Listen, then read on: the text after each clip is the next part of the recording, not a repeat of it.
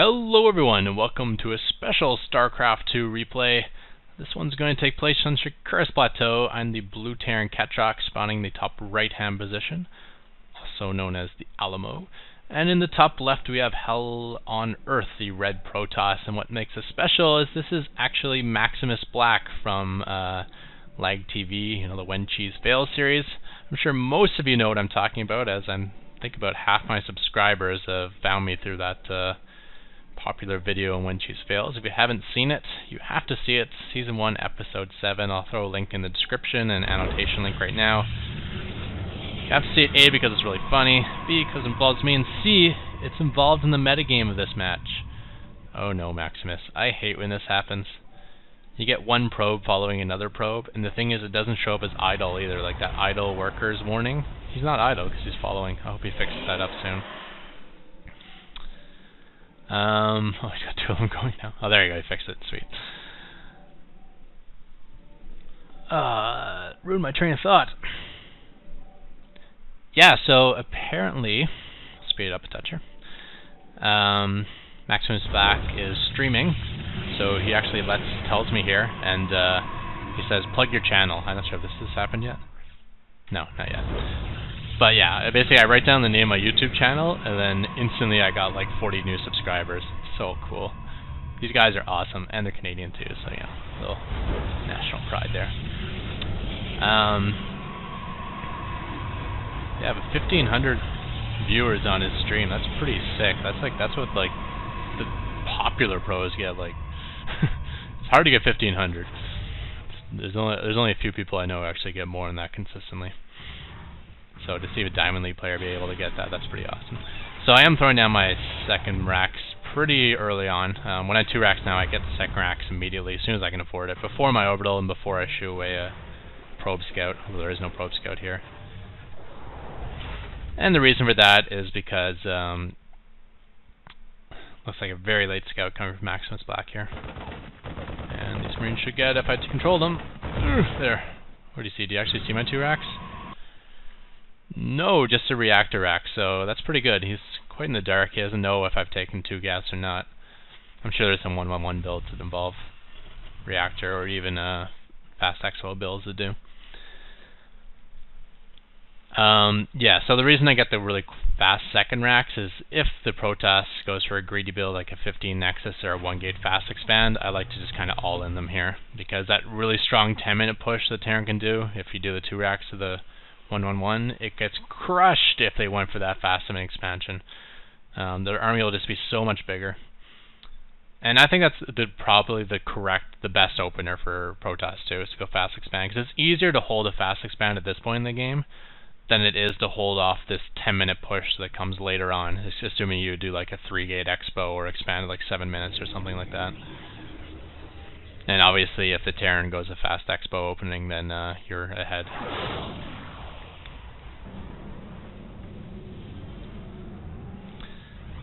So, coming in here, since this probe was so late, I didn't actually know where he was, so I had to check the bottom as well. Luckily, I sent the majority of my army to the right side. And it looks like he has force fielded me off like 2 or 3 times, and now I'm going to head home. So I didn't get a lot of information, but I got a feel for what he was at. It looked like he had about 3 units, and he hadn't done his first warp in yet. And the fact that he was consistently force fielding the bottom of the ramp tells me that he didn't want me to arrive after his warp in. So I figured he is spending money on something other than warp gates, be it fast tacking to Colossus or fast double forge, or he is getting ready to throw down his Nexus. But whatever it was, the fact that there was no Nexus here, I felt comfortable to head back home and just do the usual 10-minute push. Looks like he was still force fielding off the ramp. I guess he thought I was still here and maybe rallying on my troops here, which would make this attack really good. Bringing Zealots into my base. If he brings in 3, even 1 production cycle for me will be difficult to kill him, and if he warps in more, then I would definitely have to send my whole army back. But my army's here, so he spots it and quickly gets out of here. So no damage taken, no damage done on either side, except for he did stop my production for a little while. So I maybe lost a good 50-75 resources and lost mining time. Of course, he didn't actually pay for the warp prism in that, but at least it did something. Expansion is down now, but that's good for me because it will not pay for itself before my push hits. It takes 3 minutes for an expansion to pay for itself. So it looks like he started around the 8-minute mark, so I won't even break even until the 11-minute mark, and I should be smashing his base by that point. I decided not to get the single ghost anymore. I usually got like a blind single ghost. It helps first to just to cut sentry energy and stuff for those annoying force fields. Especially if you float the factory in first, you can spot exactly how his army is located, get the money EMP. And if he clusters all his sentries together to attack the factory, even better, you get like a super EMP. But instead, I just go for more bio now. It means I don't have to spend all that money on the Ghost Academy and the Ghost. I don't have to get this gas early, which means I don't have to cut production from these barracks at all. So it really adds up to a lot more bio in trading it. And in practicing with Halby, the TVPs, I realized, you know, if I'm just smarter with how I micro my units, the force fields aren't that bad.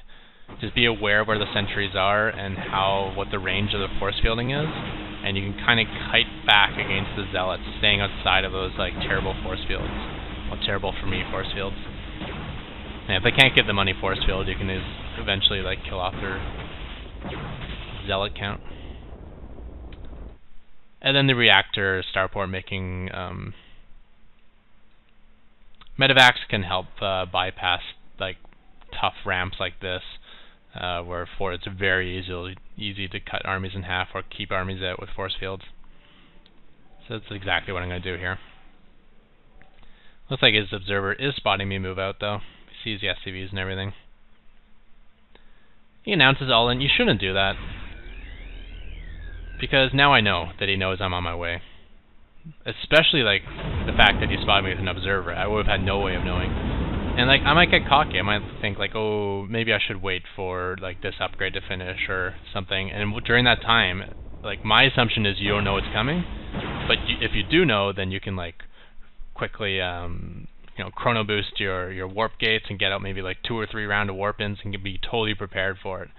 But the fact that he let me know that he knows I'm on my way, I know that I really got to push. So he's force fielding off the bottom here, but this is only like a leftover chunk of my army. The main chunk's getting thrown in the high ground to bypass his force fields. Stimming and setting the stuff in the bottom is all coming in single file, and now it's cut off completely, but it's alright, you know. For someone with my skills of not even hotkeying ever when it comes to army, dealing with 2 armies that are separated from each other is not an easy task. I did notice that I got his warp prism down, so I don't have to worry about that warp prism harass anymore. Coming in from the bottom. Put a little focus fire on this Colossus, now coming in from behind to finish it off. And now finishing on the second Colossus. Armies are pretty similar here. I mean, he's got more units and he can warp in, but I do have all these medevacs. But I decided since he has more warp ins coming, it's just time to leave. So I stim and flee with these marauders. Obviously this marauder can't flee. Or can't stim.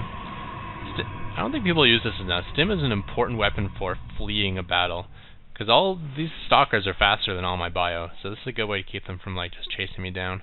And if you got medevacs, I mean, you're fine. You just stim, you come back to the safety of your base, and then you repair yourself.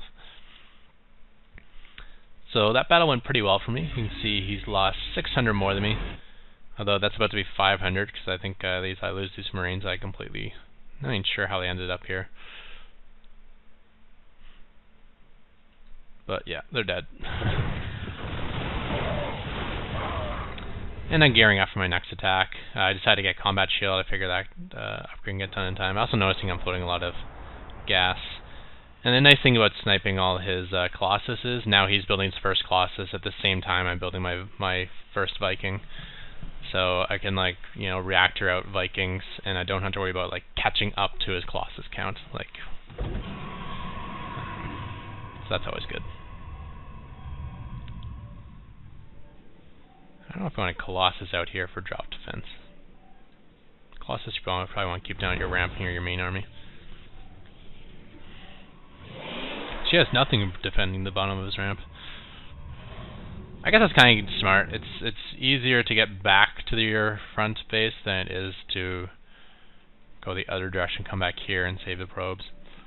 Throwing down a cannon. Don't know about that. I think at this point you really want to be pumping as much army as you can. I'm not sure if he's really scouted me since. I mean, his observer did make it up here, but he should know I'm one basing it, right? So it's all about army right now. If you're going to put cannons anywhere, build it right at the front of your ramp. But against this many medevacs, I don't think I'd ever use cannons, because I can just kind of avoid them. Oh yeah, and it's Planetary Fortress time.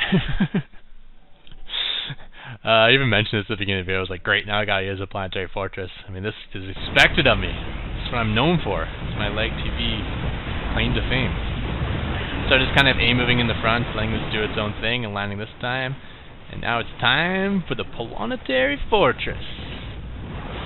I said, oh wait. Now it's time to build my prerequisite engineering bay that I completely forgot about. Now it's time to get the hell out of here. Yeah, that was a big fail. Coming for the fortress and then like, whoops. I need that inch bay. But if nothing else, it served as a distraction. I was able to take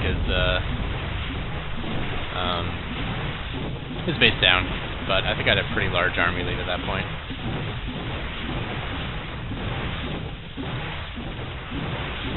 And I'm stalling for absolutely no reason beyond waiting for the engineering bay to finish. Where is it? There it is. Looks like he has DTs out in the field now. Just cutting these zealots a little bit. And now that these zealots are dead and I'm still hearing slashes and stuff, I'm like, hey, I shouldn't be hearing slashes, so I do the scan. Take out that batch of DTs.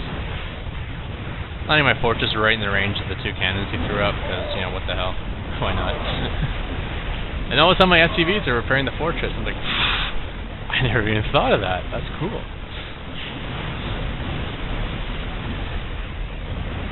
Forced him to pull his probes here. These DTs are having a field day, though. I don't have any detection, besides, like, the scan I get once every minute and a half or whatever. Definitely not calling down mules during this time, and know this much not to. But his gateway count is really low. He's actually got a lot of probes stacked up here, so. Trying to get a missile turret up. He's aware of it, so he did smash my 2 missile turret attempts.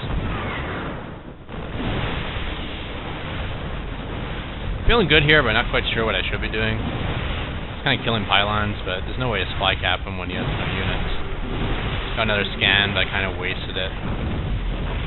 Attack your units, like attack maybe units to the far side. Make sure they're like all over the DTs before you throw down that scan. And make sure your scan kind of covers this retreat path too. You want to make sure you get the kills. If you scan and don't actually kill the DTs, kind of sucks. Now he's coming back in with 2 DTs instead of 1. I loaded to leave, but bad timing. I actually got the missile turret complete. I'm like, I could have killed everything, but oh well. So now I load up to leave again. I'm like, wait, bad timing again. Look at this Nexus. This thing's gone. Just one more try. Dropping down, dropping out Vikings. That's the way I roll. That's right, I put Vikings medevacs. Makes no sense logically, but what the hell.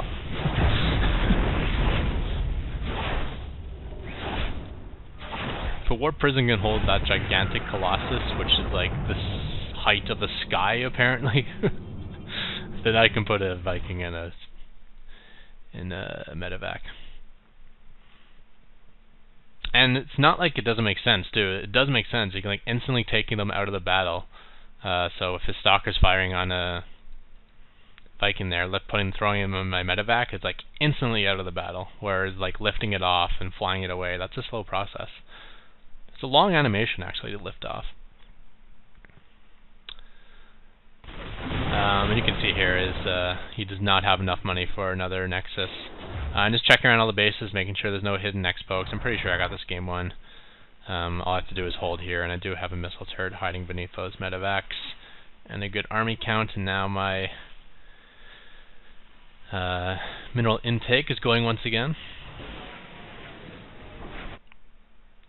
Looks at this point, the game is more or less over. I think he's running around checking for expos just to see just kind of like as a post-game analysis, like did he have a ninja expansion?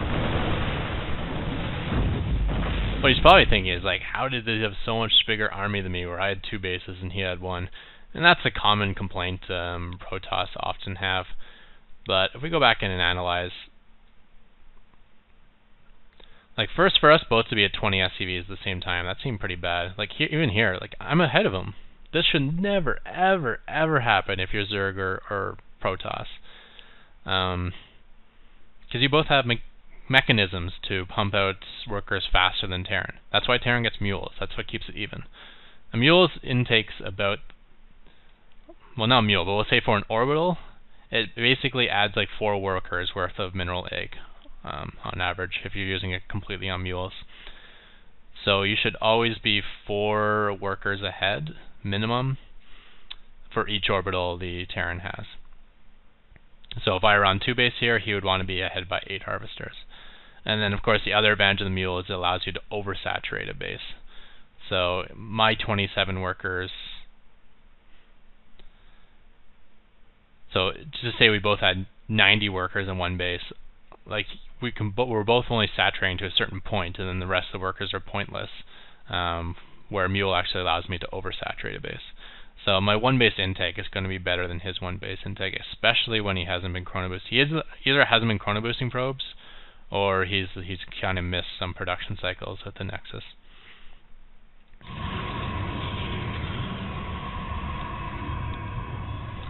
And then this expansion will not pay for itself before my first attack comes. This warp prison did not pay for itself. And he's just kind of spending money on lots of stuff that isn't an army. We got a forge with an upgrade. We got a robotics facility with robotics base, so he teched all the way to Colossus. We got a Twilight Council, so it looks like, which is going to tech towards DT, so there's going to be Dark Templar as well.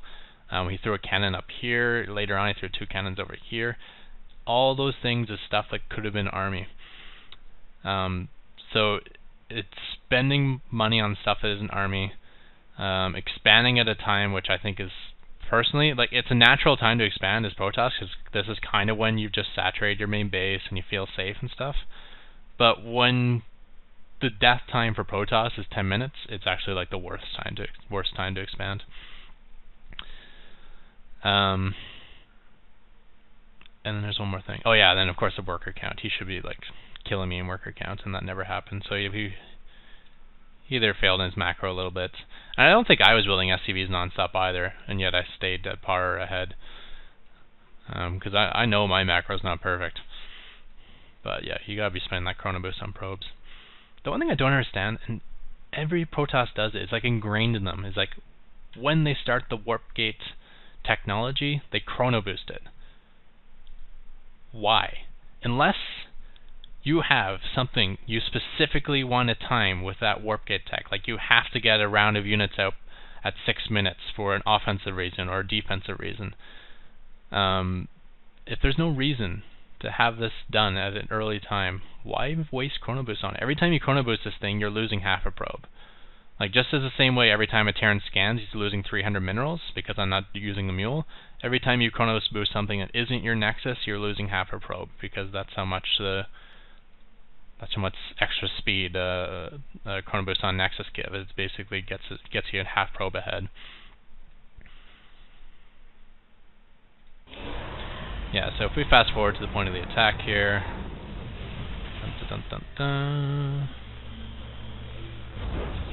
Coming in, coming in, coming in, coming in. Now. 32 harvesters. I mean, that barely saturates 1 base. This expansion definitely didn't pay for itself. And if we bring up the army tab, oh yeah. Even when Protoss expands at this time, typically our army sizes are similar. Maybe even the Protoss a touch ahead. And then it's my tech and my SCVs which put me ahead, and the Protoss's lack of tech in that I'm kind of hitting at a point where they have only 1 Colossus, or they can't have Psystorm. You know, they don't get that marine crushing stuff that they have that's available mid-game, like Psystorm, Colossus, Archons, all that, charge lots, all that good stuff. Yeah, but instead of being even here or slightly behind, I'm actually way ahead.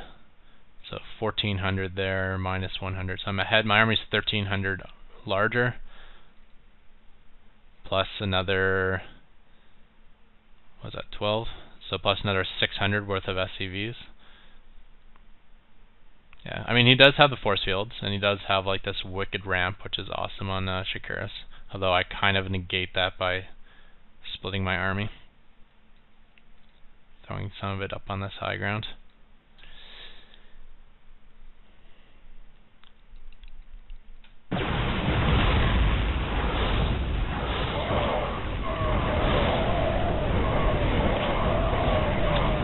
Yeah, so this battle went well for me. I was able to save all my medevacs, a handful of units, and come away with 500 less lost.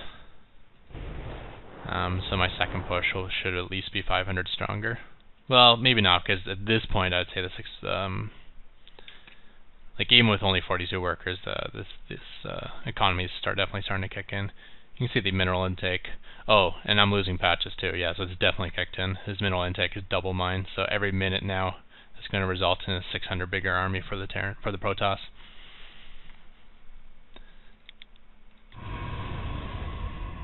Oh, that was the fortress feint, and then I did the mega fortress feint where I kind of forgot my engineering bay. And then planetary fortress. Anyways, that's about all the analysis I wanted to talk here.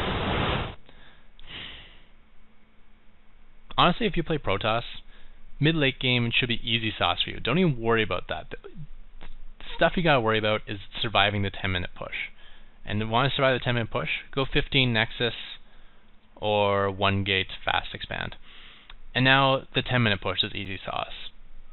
So the only thing left you have to worry about is, well, I gotta survive with this like fast expand. And for that, you can go to Team Liquid and just kind of load up like a 15 Nexus tutorial. If you're doing 1 gate fast expand, you can load up a 15 Nexus tutorial, because 15 Nexus is probably more difficult to use. And or check out Axlaf, he uses it a lot. And just involves like decent scouting. I mean, if you come here and see he's doing like a 1 racks fast expand, then you just chrono boost your Nexuses and you're way ahead of him with your fast expand. Or if you see like me, he's throwing down 2 racks, well, now you gotta be worried about aggression, so you gotta like pull more than half your probes out here. Cut your probe production. Spend all your chrono boosts on your gateways. And then when I come in, you just kind of pull all your probes and defend that way, and then once you survive it, you're in great shape.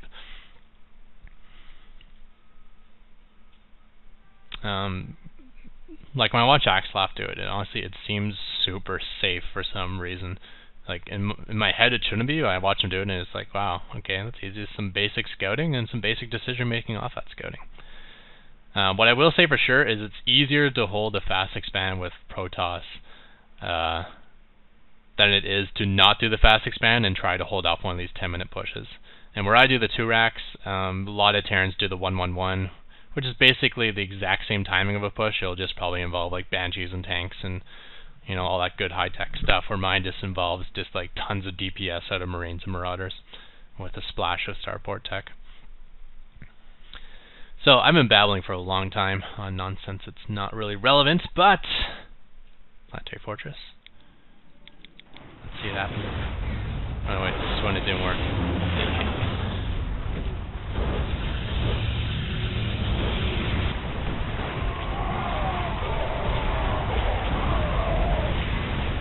Planetary Fortress. And that is how I base your base. Oh, the one thing I want to mention, I was going to say at the beginning, but I forgot. I hope people are still listening. Because I haven't battled for a while. I'm sure a lot of people quit this video. But if you were one of the people who subscribed to me, or just recently, or if you're one of the people who just happened to be watching the stream at the time, I kind of want to know what happened on the stream. How was his reaction? Because I'm feeling a little bit bad afterwards. I'm not sure if this is considered like funny because it's what I did in the video, or like really bad manner and it pissed him off.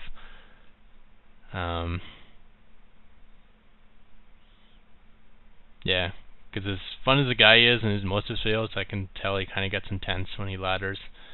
So I don't want to piss this guy off because he's been great to me. And yeah, just in general, I was just wondering what the crowd reaction and what MaximusBlack's reaction was to this game. I wish he saved VODs of his, like, so many people save VODs of their stream. I want to go back and watch it. And it's like, not there. Damn it. I think it's because it doesn't pay as much advertisement money watching VODs as it does watching live, so he doesn't like to encourage that. Which I get. I might be the same way. Anywho, with that, we will finally call that the end of this video, and check out the thumbs up link, which I think I'll actually link MaximusBlack's stream and channel, because they're cool sauce. And with that, thank you everyone, and the police are on me. Can you hear that? Goodbye!